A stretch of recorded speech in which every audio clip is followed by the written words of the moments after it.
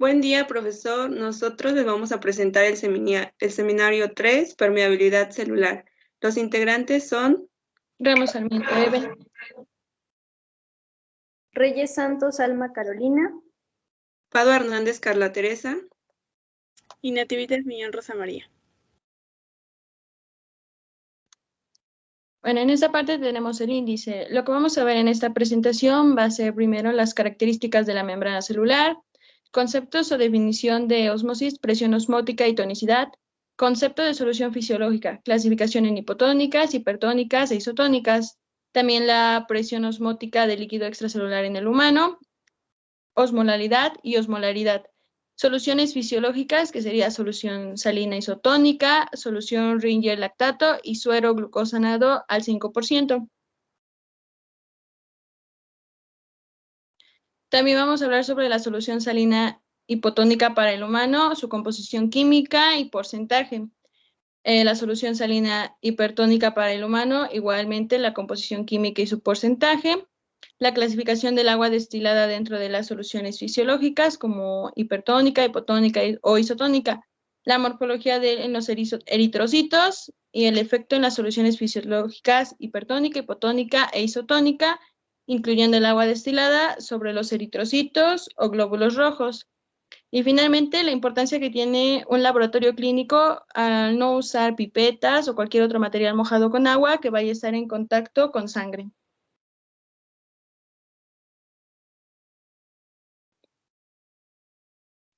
Bueno, membrana plasmática.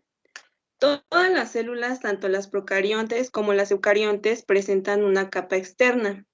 Esta capa es la membrana celular o plasmática. Esta es la cubierta externa que da a la célula protección y forma. Permite mantener su integridad e individualidad, además de que regula la entrada y salida de sustancias. Contiene una doble capa de fosfolípidos y proteínas. Además, esta posee estructuras que permiten la comunicación entre las células. Y acá les presentamos una imagen de su estructura de manera general.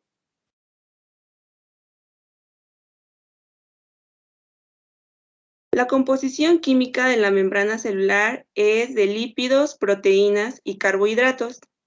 Los lípidos, que en este caso son fosfolípidos, las proteínas que se dividen en transmembranales, periféricas y de superficie, y los carbohidratos, que son las glucoproteínas y los glucolípidos.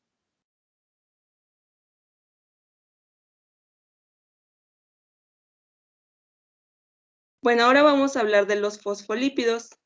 Los fosfolípidos están formados por una porción hidrofílica y una hidrofóbica. Cada capa de fosfolípidos en la membrana celular está colocada de tal forma que las colas hidrofóbicas de una quedan frente a las colas de la otra, y así forman una región interna hidrofóbica y una región externa hidrofílica. Y pues aquí vemos que en la imagen que la cabeza es hidrofílica y las colas hidrofóbicas, y se forman así, colas se encuentran con las otras colas de los fosfolípidos y hacen la membrana, como se ve en la imagen.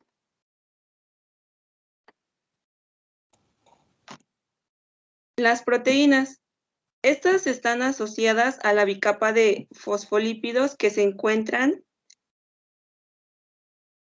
Bueno, estas están asociadas a la bicapa de fosfolípidos y se dividen en transmembranales, las cuales atraviesan la membrana, como ahí vemos la imagen. Las periféricas, que están embebidas parcialmente en la capa fosfolipídica, y las superficiales, que se encuentran en la porción hidrofílica de la membrana.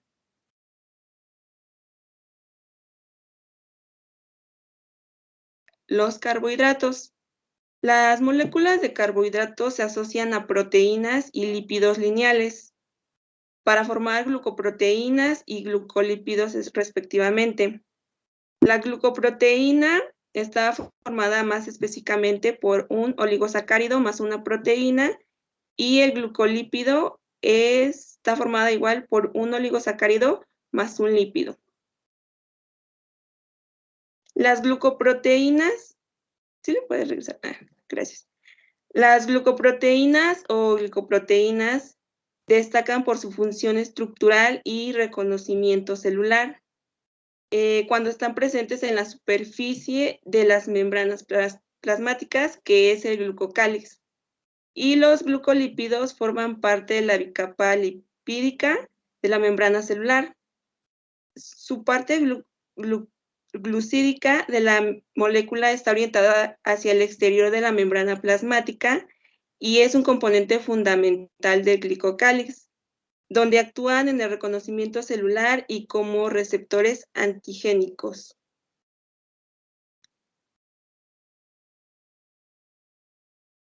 Algunas de las funciones de la membrana celular es la protección de la célula frente a posibles agresiones externas, mantenimiento de la presión osmótica, que más adelante les vamos a comentar, el intercambio de determinadas moléculas hacia el interior y exterior celular, el mantenimiento de proteínas capaces de realizar funciones específicas, como puede ser el transporte selectivo de moléculas o determinadas reacciones enzimáticas.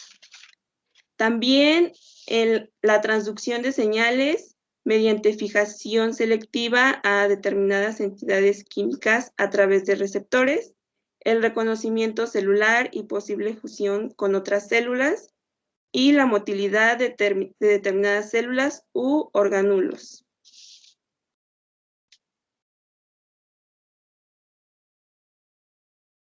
Ósmosis.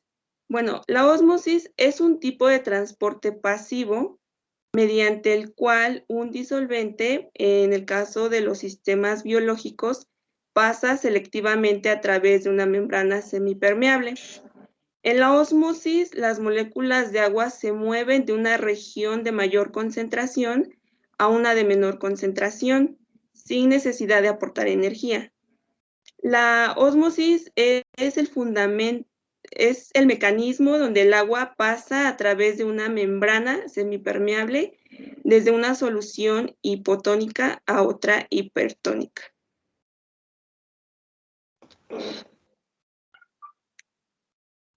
Presión osmótica. La presión osmótica puede definirse como la presión que se debe aplicar a una solución para detener el flujo neto de disolvente a través de una membrana semipermeable. La presión osmótica es una de las propiedades de las soluciones. Se trata de una de las características principales a tener en cuenta en las relaciones de los líquidos que constituyen al medio interno de los seres vivos, ya que la membrana plasmática regula la entrada y salida de soluto al medio extracelular que la rodea, así como ejerciendo una barrera de control.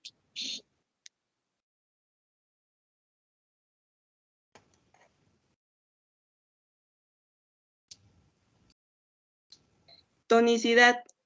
La tonicidad es la capacidad de una solución extracelular de mover el agua hacia adentro o hacia afuera de una célula por ósmosis. Se conoce como su tonicidad. Bueno, pues la tonicidad de una solución está relacionada con su osmolaridad. Esta es la concentración total de todos los solutos en la solución.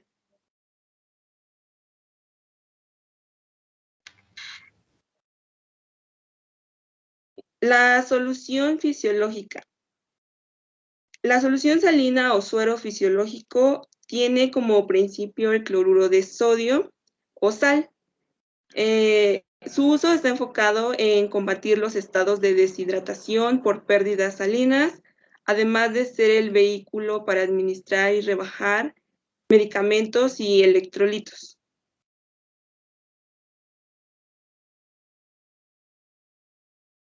Aquí tenemos los tipos de soluciones y su efecto en la célula. En la hipotónica hay más agua y menos soluto y la respuesta de la célula sería turgencia, lo cual puede llegar a romperse. En la hipertónica hay menos agua y más soluto y se da La respuesta puede ser un colapso o plasmólisis. En la isotónica hay igual concentración de agua y de solutos y la respuesta es que está en un estado normal.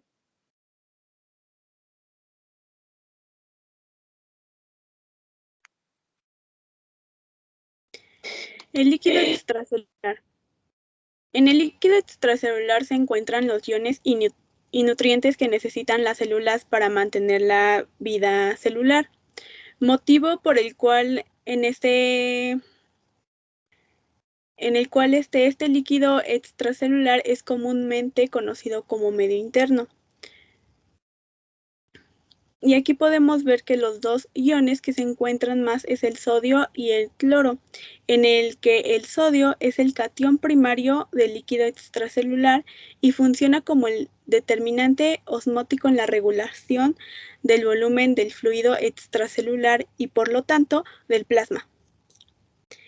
El cloro es el principal anión osmóticamente activo en el fluido extracelular y es importante para mantener el balance de fluidos y electrolitos. Adicionalmente sirve como un importante componente de los jugos gástricos como el ácido clorhídrico. Por lo tanto, el sodio y el cloro son comúnmente conocidos como cloruro de sodio.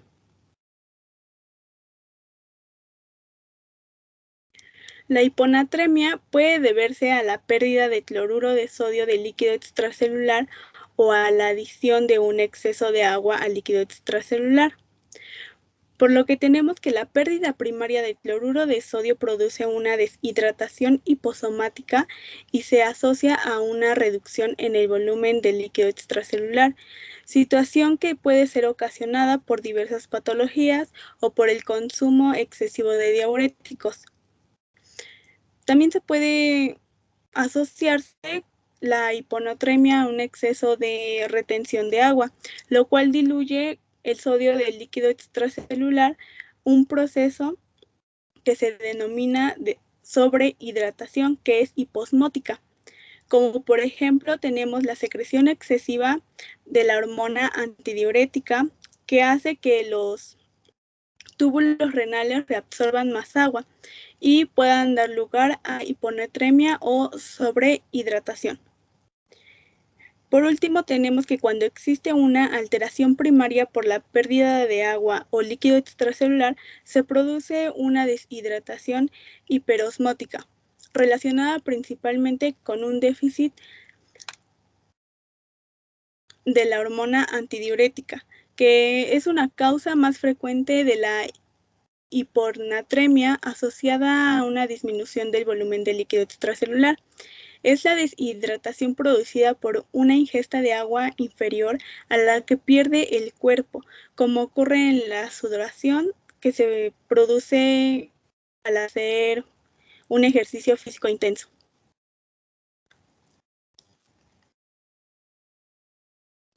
Tenemos la osmolalidad y la osmolaridad.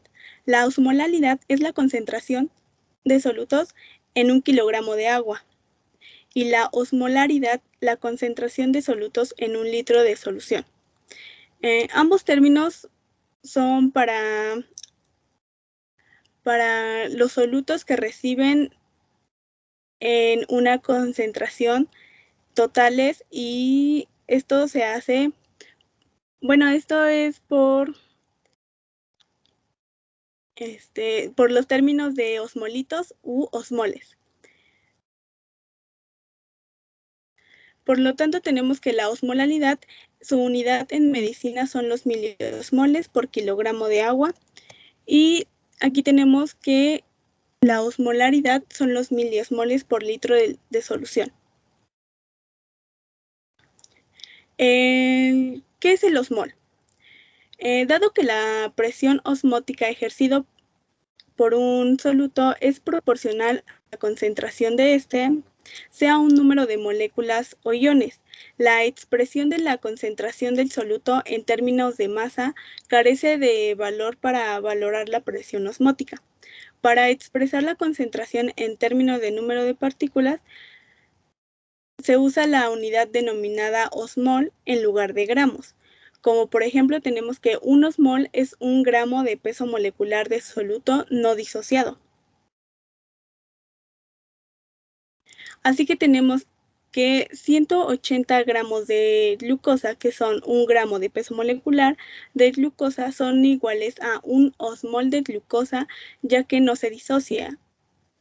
Como se podría decir que es la cantidad en gramos de una partícula osmóticamente activa, sea una molécula o un ion. Por lo tanto, tenemos que el número de osmoles de una sustancia, que como lo dije anteriormente, que es la cantidad de partículas osmóticamente activas, se obtiene dividiendo la cantidad en gramos de dicha sustancia por el peso de 1 osmol.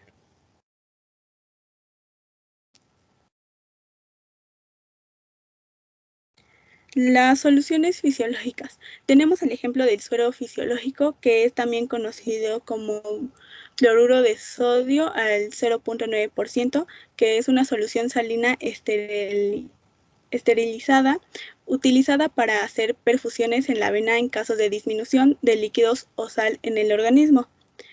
También sirve para limpieza ocular, nasal, para quemaduras y heridas o para la realización de nebulizaciones. Tenemos que cada 1 litro de solución salina fisiológica contiene 9 gramos de cloruro sódico, que esto es a 154 miliequivalentes de sodio y 154 miliequivalentes de cloro. La osmolaridad es de 308 miliesmoles por litro. La solución de Ringer lactato contiene 45 miliequivalentes de cloro menos que el suero fisiológico y solo puede causar hipercloremia transitoria y menos posibilidad de causar acidosis. La solución de Ringer lactato contiene por 1 litro la siguiente proporción iónica, que el sodio es igual a 130 miliequivalentes, el cloro 109 miliequivalentes, el lactato 28 miliequivalentes, el calcio 3 miliequivalentes y el potasio 4 miliequivalentes, que estas proporciones le supone una osmolaridad de 273 miliesmoles por litro. Si esta solución se combina con glucosa al 5%, asciende a 525 miliequivalentes por litro, que es el efecto de volumen que se consigue, que es muy similar a la solución fisiológica normal.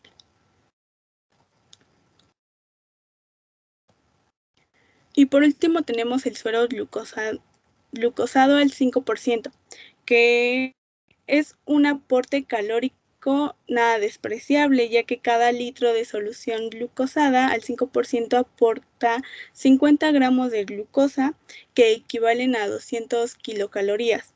Las indicaciones principales de las soluciones isotónicas de glucosa al 5% son la nutrición parenteral en enfermos con imposibilidad de aporte oral, aquellos estados de deshidratación intracelular y extracelular, como las que producen en caso de vómitos, diarreas, vesículas intestinales, biliares y pancreáticas. Estenosis pilórica, hemorrágica, sudoración profusa, hiperventilación, poliurias, diabetes insípida, entre otras patologías.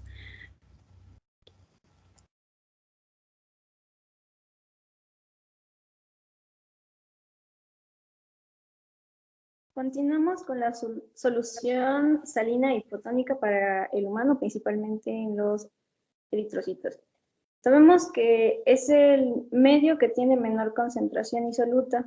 Viene de la palabra hipotónica, viene del griego hipo, que significa menor que, y viene de las soluciones que provienen de las cristaloides, que tienen agua, electrolitos y azúcares. Su capacidad de expandir su volumen está relacionada con la concentración de sodio y provoca un gradiente osmótico entre compartimientos extravasculares e intravasculares. Si el líquido extracelular tiene una menor osmolaridad que el líquido al interior de la célula, se dice que es hipotónico.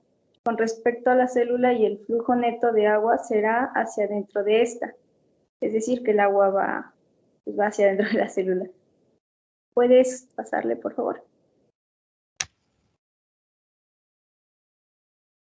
El objetivo de la fluidoterapia consiste en la correlación del líquido hidroeléctrico alterado.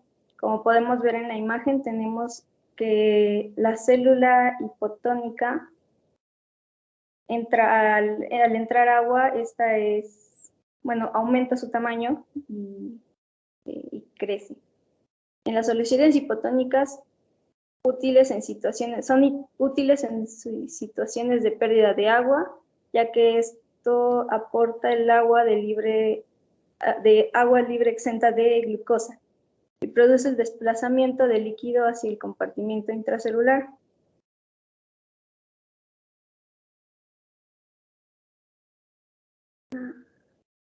Un ejemplo sería la glucosada al 5%. Está indicada cuando es necesario administrar agua libre de sodio. Es importante verificar las cifras de glucemia en el paciente antes de la administración de cualquier solución glucosada. Está contraindicada en la diabetes mellitus y en la coma de la misma. La hipoglucemia conduce a grandes trastornos cerebrales, los cuales se corrigen rápidamente con la administración de glucosa, por ejemplo.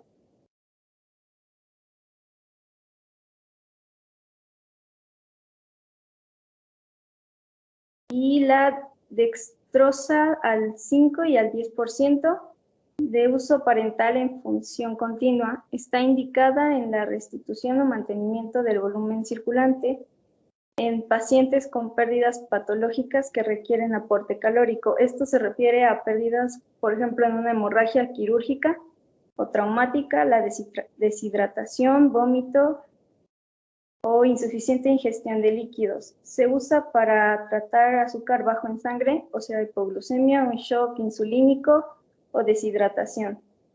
También se da para el apoyo nutricional en pacientes que no pueden comer debido a una enfermedad, a una herida o a una condición médica.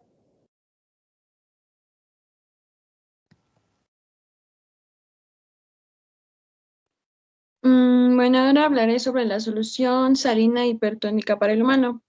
Principalmente, ¿qué es una solución salina hipertónica?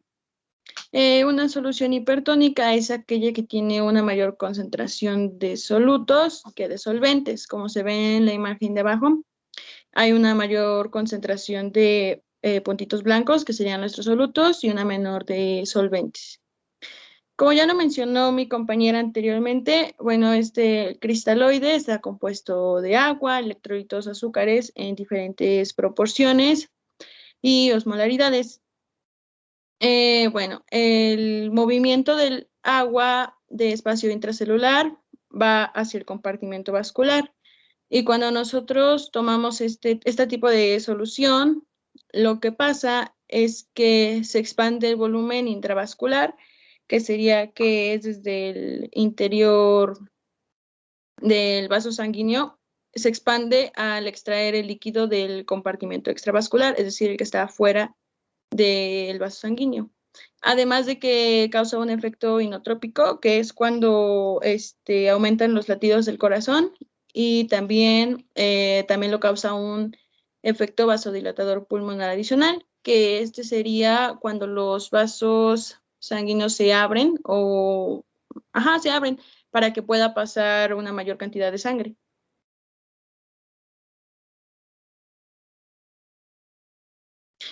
Bueno, su mecanismo de acción es el incremento de sodio y el aumento de osmolaridad. Esta es producida por infundir el suero hipertónico en el espacio extracelular. De este lado tenemos un ejemplo de una solución hipertónica, que sería una solución salina del 7.5%.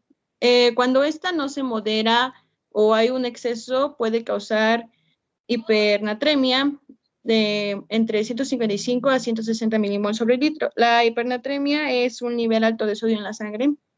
Como ya se dijo, estas soluciones tienen un alto contenido de solutos. Entonces, cuando lo bebemos en exceso, lo que pasa es que hay un exceso de sodio. O también puede ocasionar hiperosmolaridad, que es una pérdida de agua, haciendo que la sangre se concentre más.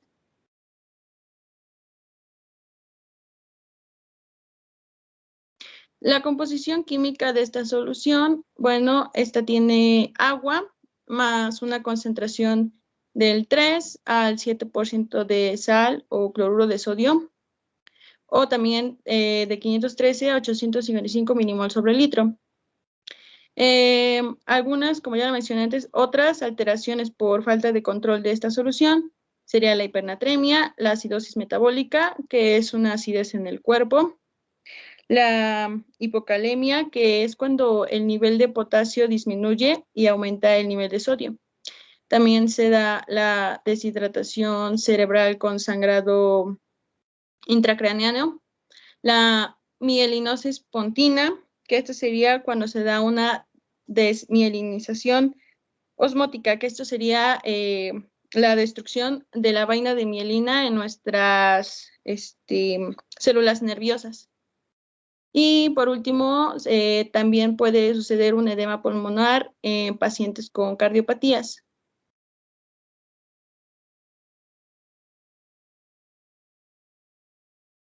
Algunos ejemplos de soluciones hipertónicas serían la sangre de nuestras venas. Bueno, esta como tal no, sino que, por ejemplo, cuando hacemos ejercicio, lo que pasa es que, bueno, esta contiene sales, minerales y agua, pero cuando hacemos ejercicio lo que más se pierde es agua. Entonces, al perder agua, queda una mayor concentración de sales y minerales, que serían nuestros solutos, y una menor de solventes. Por eso se dice que es una solución hipertónica.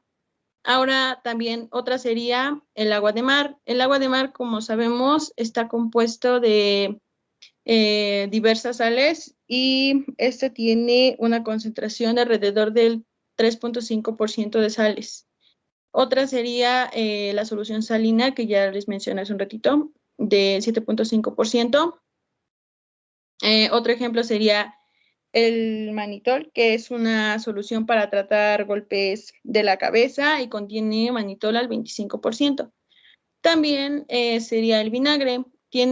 Los vinagres tienen alrededor de una concentración del 3 al 5% de ácido acético. Entonces, por eso también son consideradas como soluciones hipertónicas.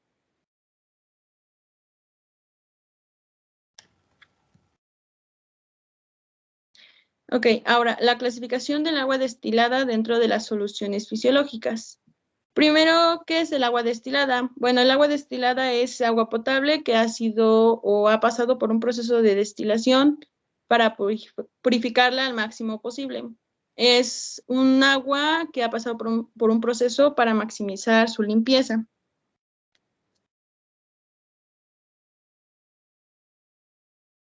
La fórmula del agua destilada es simplemente la misma, es H2O. Esta es una solución hipotónica. Es una solución hipotónica debido a que como pasa por procesos de limpieza, lo que pasa es que se desioniza, se le quitan minerales, sales, entonces queda una menor concentración de solutos y una mayor concentración de solventes. Eso lo hace una solución hipotónica. Como aquí dice, tiene una menor concentración de solutos. La destilación, pues, es un proceso que sirve para desprover al agua de sales minerales, electrolitos y microorganismos o posibles sustancias dañinas.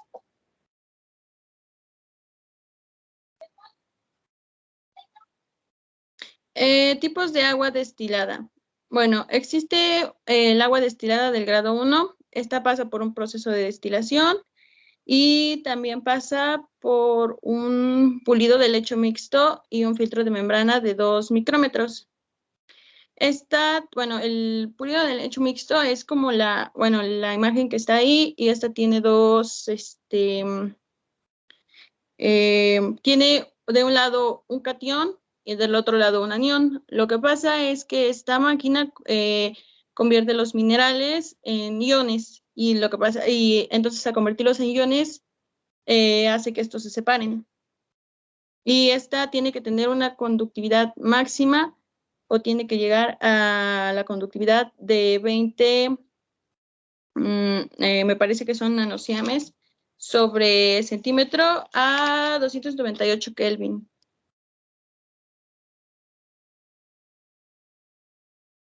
El agua destilada del grado 2 dice, bueno, aquí dice que en algunos casos, además de la osmosis inversa, se requiere una absorción orgánica antes del proceso de destilado.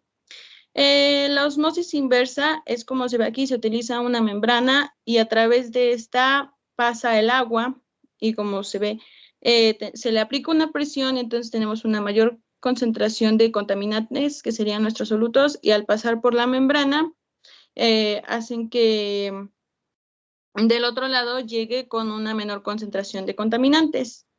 Se necesita también de un alambique y este tiene que tener una conductividad de menos de un microsiemen a 298 Kelvin. El agua destilada de grado 3 pasa por un proceso de destilación, un intercambio iónico y una osmosis inversa de electrodesionización continua y además por un pulido de membrana de 0.4 micrómetros. Bueno, lo que tenemos en la imagen es la osmosis inversa de electrodesionización continua. Lo que pasa aquí es que este tiene de un lado un ánodo que tiene cargas positivas y un cátodo que tiene cargas negativas. Entonces, al aplicar el agua, como se ve, esto tiene cloro, y entonces los ánodos jalan a sus contrarios, ¿no? Pues el ánodo, como tiene carga positiva, va a jalar al cloro y al hidroxilo, y los llevan para arriba, sin tocar el ánodo. Y del otro lado del cátodo, como tiene cargas negativas, va a jalar a los de carga positiva, que sería el sodio y otros iones. Entonces, aparte de tener las membranas, como se ve la membrana, bueno, ahí dice membrana de anión, las azules y la amarilla, las que están en medio, aparte de tener esas, tiene otras dos. Estas hacen que no toque el ánodo ni el cátodo, sino que al llegar a la segunda membrana, que sería la que está al lado del ánodo y el cátodo, cuando llegan esas membranas, lo que pasa es que destruyen, por así decirlo, todos estos iones. Entonces se crea un agua súper pura.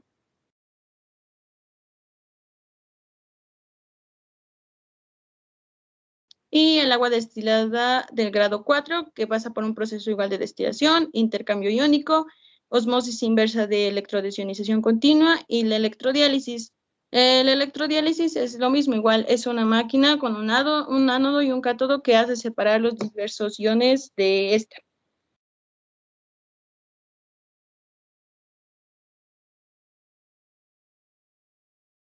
Ahora hablaremos sobre el eritrocito. Bueno, estas son células sanguíneas más abundantes y relativamente pequeñas de los mamíferos. Tienen la función de transportar oxígeno y dióxido de carbono entre los tejidos y pulmones. Estos son críticos para la supervivencia y la función de la mayoría de las células. Tienen una gran durabilidad y una supervivencia de 100 a 120 días. Estos se tiñen de color café rojizo con el colorante de Gray y son células estables.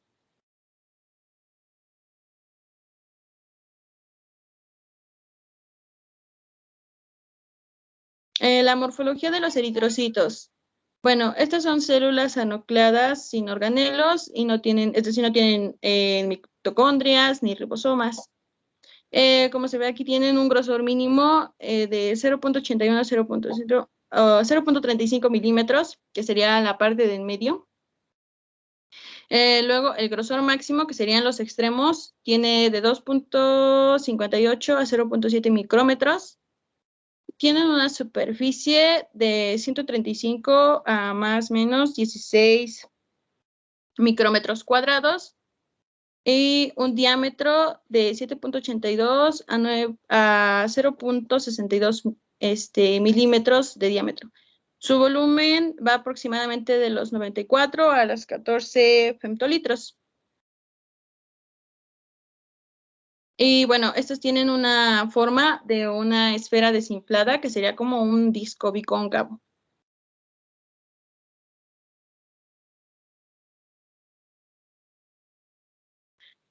Bueno, los eritrocitos son capaces de atravesar capilares de 2.8 micrómetros debido a que tienen un exceso de membrana.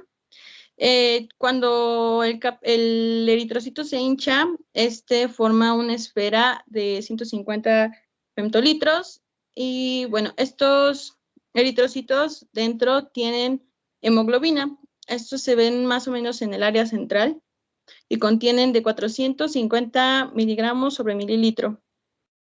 Tienen membranas donde su concentración de colesterol está por encima del 30% que las membranas de otras células.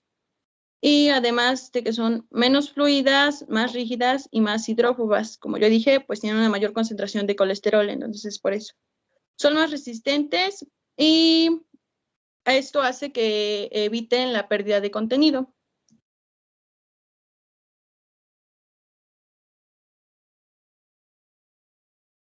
Bueno, en esta parte tenemos lo que es la microscopía de los eritrocitos o también llamados glóbulos rojos. Como se ve, tenemos la parte roja en los extremos y en la parte media se ve una mancha blanca. Eso es debido a la hemoglobina.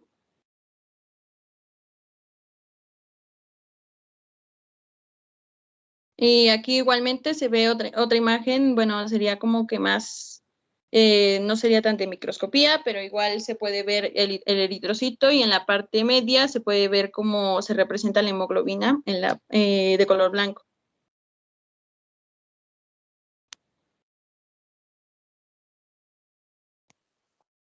El efecto de soluciones sobre los eritrocitos. En el caso de los eritrocitos o glóbulos rojos, las condiciones isotónicas son ideales en el cuerpo. En el cuerpo tiene sistemas homeostáticos que mantienen la estabilidad. Por así decirlo, que las concentraciones del soluto y agua son iguales en la membrana. No hay ningún movimiento neto en el agua, por lo que no hay cambios de tamaño en la célula, como lo podemos ver en la imagen.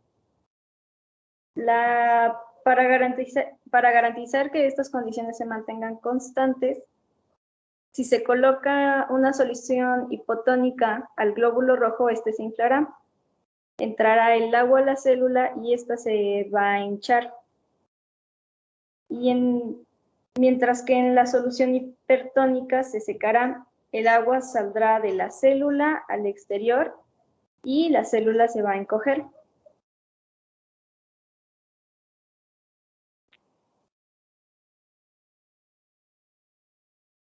Los eritrocitos en una solución hipertónica. La disolución hipertónica es aquella disolución cuya presión osmótica es mayor a la de la anterior en la célula. Por eso el agua sale de la célula al exterior y para igualar las concentraciones, la célula disminuye de tamaño, provocando así la acrenación, que es la destrucción de la célula por deshidratación. La célula puede llegar a destruirse por no tener agua. En este caso podemos ver en las imágenes del lado izquierdo una imagen del eritrocito en una disolución hipertónica vista por un microscopio electrónico. Podemos ver cómo el eritrocito se va encogiendo y es por eso que el agua sale de la célula al exterior, del interior al exterior.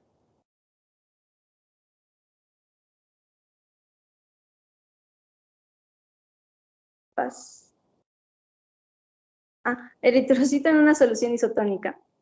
La disolución isotónica es aquella disolución cuya presión osmótica es igual a la del interior de la célula. Es, por así decirlo, que no tiene ningún movimiento en la célula. la célula animal sigue en su estado normal, pero la célula vegetal adquiere flacidez. En realidad no hay ningún cambio en una célula isotónica, en una solución isotónica, y se mantiene normal. Vista en un microscopio electrónico lo tenemos en los dos extremos.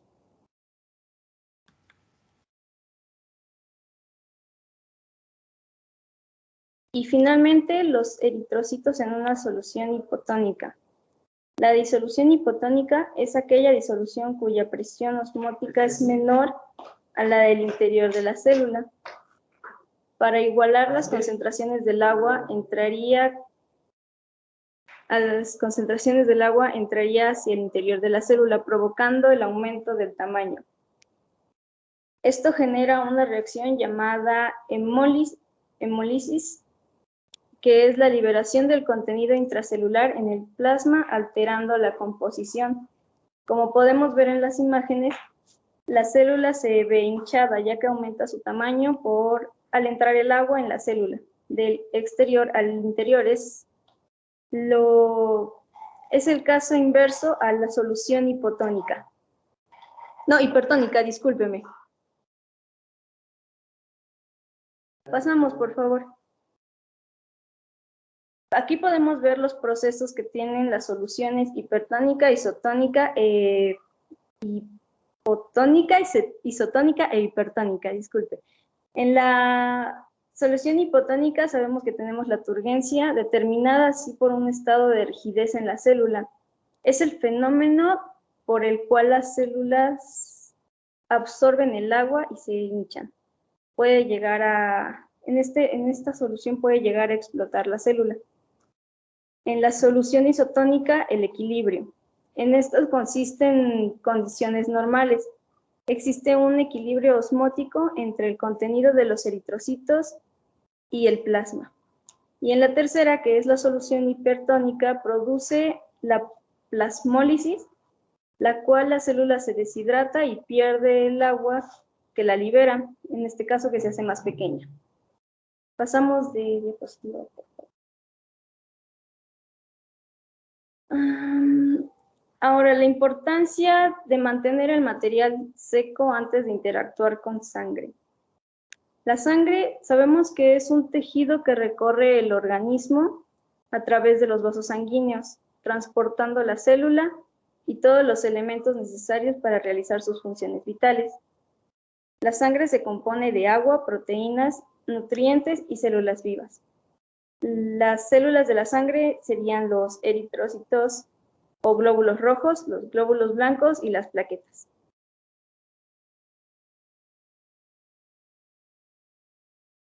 Al exponer la sangre a una solución, dependiendo de qué solución sea, ya sea hipertónica, hipotónica o isotónica, esta va a tener un cambio en su estructura, principalmente en los eritrocitos, como lo acabamos de ver. Es muy importante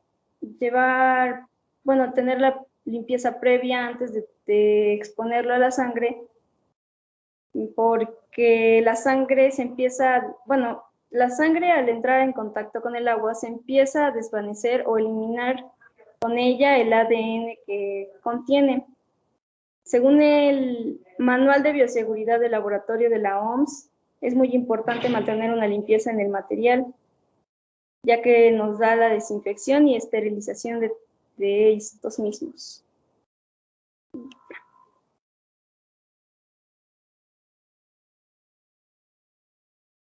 Bueno, aquí hicimos un mapa mental para resumir todo este tema. La membrana celular o plasmática es la que le da protección, forma, integridad e individualidad a la célula. Ósmosis y presión osmótica. Bueno, la membrana celular regula la entrada y salida de soluto, así como, en ella ejerce una barrera de control. Tenemos también las soluciones fisiológicas, que son utilizadas en el ámbito hospitalario, y como ya hemos visto los ejemplos de estas soluciones. Y la osmolaridad y osmolalidad son que calculan la concentración de solutos en una solución, ya sea por kilogramo o por litro.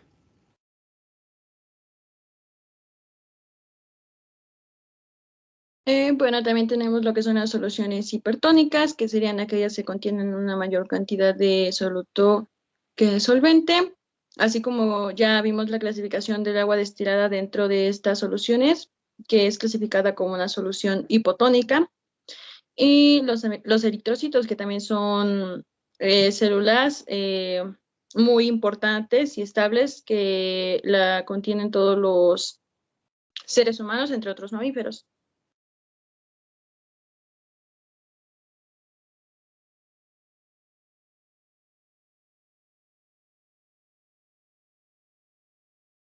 También tenemos los eritrocitos en soluciones, que se dividen en la solución isotónica, que sabemos que es iso igual, solución hipotónica, hipo menor que, y solución hipertónica, hiper mayor que. Que en la solución isotónica son las que presentan la misma osmolaridad o concentración de iones a ambos lados de la membrana. En la solución hipotónica es cuando la solución extracelular presenta una menor osmolaridad o concentración de iones con respecto al interior de la célula, y la solución hipertónica cuando la solución extracelular presenta una mayor osmolaridad con respecto a la célula.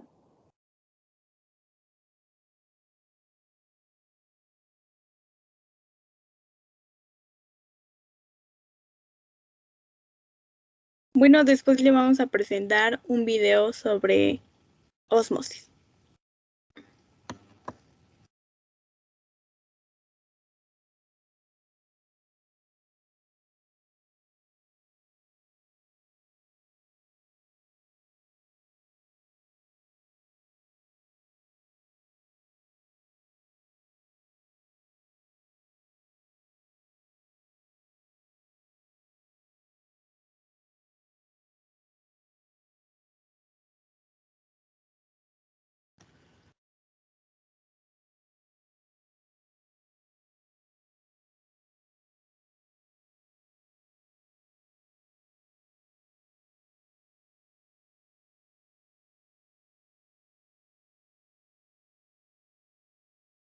Una pregunta, ¿sí se escucha?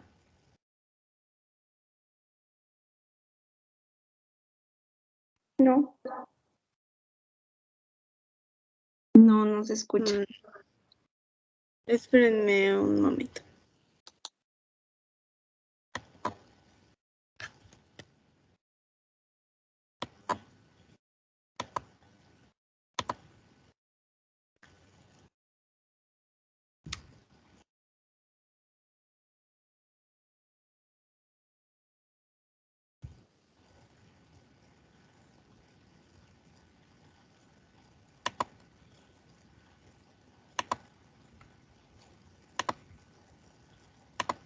Moléculas de agua son bastante abundantes y pequeñas.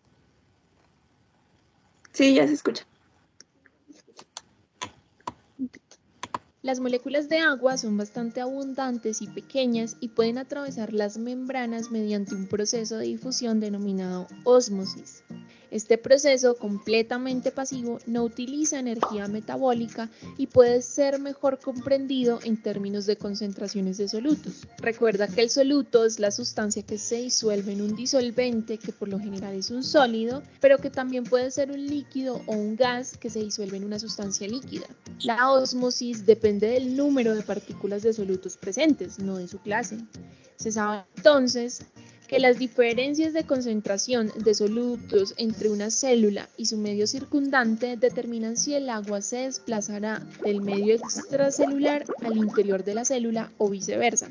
Si dos soluciones diferentes están separadas por una membrana fosfolipídica que permite el pasaje de agua, pero no de esos solutos, las moléculas de agua viajarán a través de la membrana hacia la solución con mayor concentración de solutos.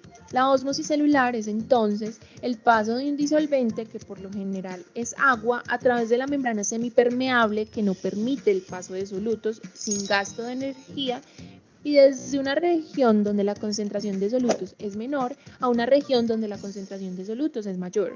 Recuerda que aquí no van a pasar los solutos de un lado a otro, aquí van a pasar son las moléculas de agua de un lado a otro. Supongamos que tenemos dos regiones, una región donde la concentración de agua es más alta y las concentraciones de solutos son más bajas, y otra región donde la concentración de agua es más baja y la cantidad de solutos es más alta. ¿Desde dónde hacia dónde crees tú que viajaría el agua? Correcto, desde la región 1 a la región 2, porque teniendo en cuenta lo anterior, el agua viajará a través de la membrana hacia la solución con mayor concentración de solutos. Otro ejemplo, tenemos nuevamente dos regiones, las dos con la misma concentración de agua, pero la región 1 tiene mayor cantidad de solutos que la región 2. Entonces, ¿desde dónde hacia dónde viajaría el agua? Claro, desde la región 2 hacia la región 1, precisamente porque como lo mencionamos anteriormente, el agua viajará desde la región donde hay menor cantidad de solutos hacia la región donde hay mayor cantidad de solutos. Según las concentraciones de solutos, los medios o soluciones se pueden clasificar en isotónicos, cuando ambos medios tienen las concentraciones de solutos iguales, hipertónicos, cuando la concentración de solutos es mayor con respecto a la solución con la que se compara, e hipotónicos, cuando la concentración de solutos es menor con respecto a la solución con la que se compara. Y aquí es súper importante que se haga referencia a las soluciones que se están comparando. Por ejemplo, yo tengo dos soluciones hipotéticas separadas por una membrana semipermeable que no permite el paso de los solutos de ese ejemplo y que además de eso tienen la misma cantidad de agua. La primera tiene mayor cantidad de solutos que la segunda. Si yo te pregunto qué tipo de solución es la primera con respecto a la segunda, ¿qué dirías? O si te pregunto qué tipo de solución es la segunda con respecto a la primera, ¿la respuesta sería la misma? Definitivamente no. La primera con respecto a la segunda sería una solución hipertónica porque tiene mayor concentración de solutos, mientras que la segunda con respecto a la primera sería una solución hipotónica porque tiene menor concentración de solutos. Hasta ahí todo bien. Si colocamos una tercera solución con menor cantidad de solutos que la segunda, tendríamos que la segunda solución con respecto a la tercera sería hipertónica y ya no sería hipotónica como en el primer caso, porque tiene mayor concentración de solutos, mientras que la tercera con respecto a la segunda sería una solución hipotónica porque tiene menor concentración de solutos. En todos los casos, el agua siempre se desplaza a través de la membrana desde una solución hipotónica a una solución hipertónica hasta que la concentración de ambos lados de la membrana se iguale. Cabe recordar que cuando se dice que el agua se desplaza, hago referencia al movimiento neto de agua. Dada su abundancia, el agua se desplaza constantemente a través de la membrana plasmática hacia el interior y el exterior de la célula.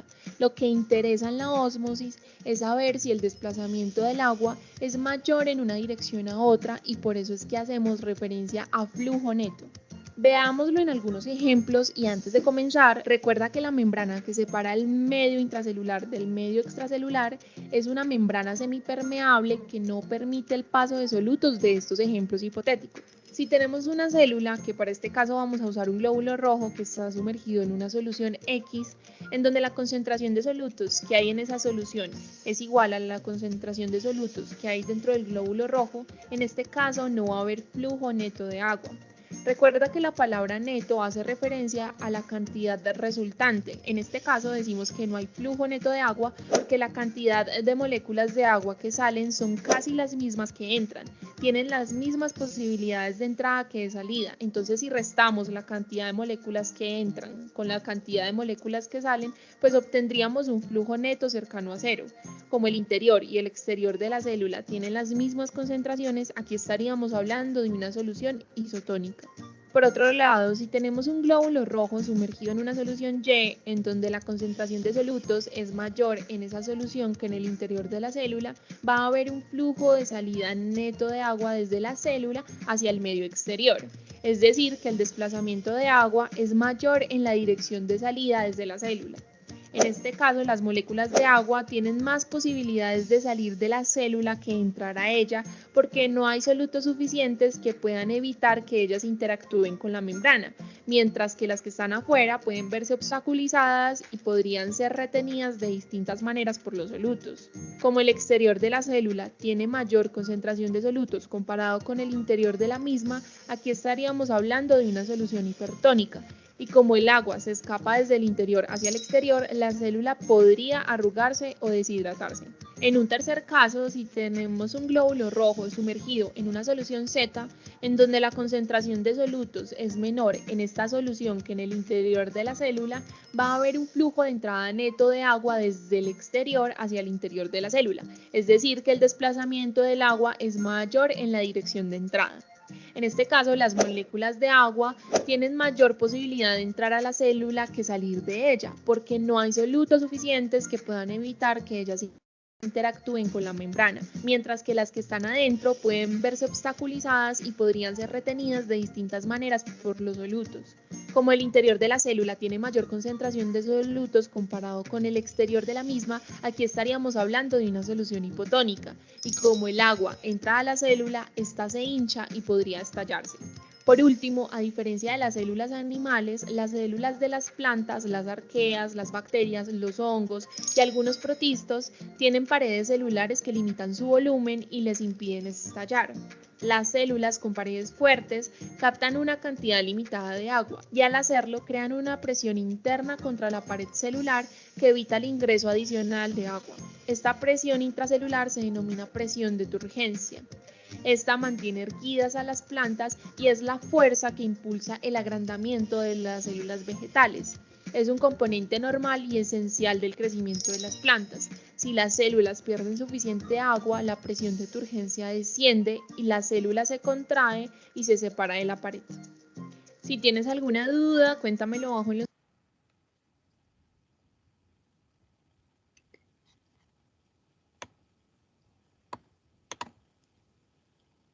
Y pues esto sería todo, profesor. Gracias.